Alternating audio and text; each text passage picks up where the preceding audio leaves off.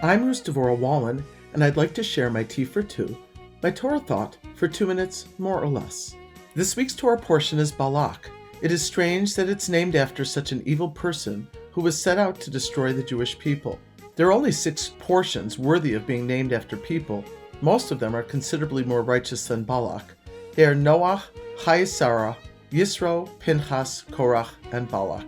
The first Lubavitcher Rebbe, the Alter Rebbe, said, "Medarf leben mit der Zeit." We need to live with the times. Certainly not the New York Times, but what he was referring to was finding relevant, timely meaning and inspiration from the weekly Parsha. This week we learn about Bilam and Balak. It's interesting that the Parsha is called by the name of Balak, even though Bilam becomes somewhat of the champion to the Jewish people, despite Balak's pleas for Bilam to curse them. Bilam is a sorcerer from an alien culture, but he does believe in God as the one and only. When in a spiritual quandary, he seeks guidance only from God. So when Balak dispatches his men to bring Bilam back with them to curse the Jewish people, Bilam asks Hashem what to do. The verse says, "But God said to Bilam, 'Do not go with them. You must not curse that people, for they are blessed.' So Bilam arose in the morning and said to Balak's dignitaries, 'Go back to your own country, for Hashem will not let me go with you.' The Moabite dignitaries left, and they came to Balak and said, 'Bilam refused to come with us.' Later, he was persuaded by another larger group of the king's men to come and curse the Jewish people. The second time, Hashem basically said, 'Okay, go, but I'll show you what's going to happen.' Strange thing happened with his donkey, who spoke, who refused to move, etc. And then, when he gets there, Balak brings him up to the high mountainous places where he can look down upon the whole Jewish people and curse them. And out of his mouth come only blessings.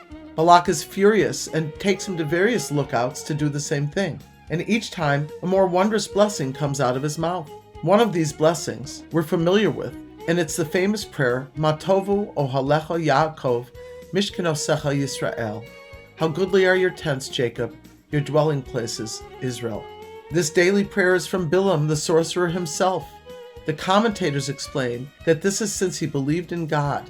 In his essence, he could not curse the Jewish people. Thus, when he attempted, only blessings came out. There have been theorists and philosophers who deny the capacity for altruism and inner essential goodness. The Torah disagrees, as do many in the humanistic and positive psychology worlds. Abraham Maslow, the father of humanistic psychology, said quite confidently, "The fact is that people are good. Give people affection and security, and they will give affection and be secure in their feelings and behavior." Bilam had an essential relationship with Hashem that prevented him from speaking against God's people. He couldn't live in inner conflict. The world has witnessed the capacity people have for goodness and kindness to the point of sacrifice. Yet we know people can do evil as well. The Torah reminds us that from only one person came many nations. Thus, each person is worth the whole world.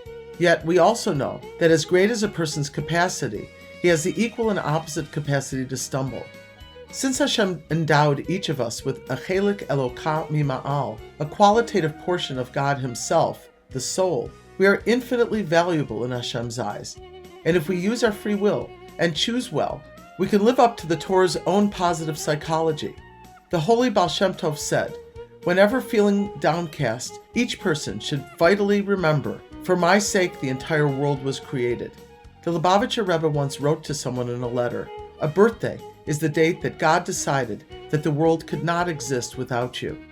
If a sorcerer, pressured by a powerful king, cannot curse Hashem's people, then we certainly should have the ability and ease to speak positively of ourselves and one another. In this manner, may we build ourselves and each other up with words of blessing, moving us to our true, complete, and essential selves.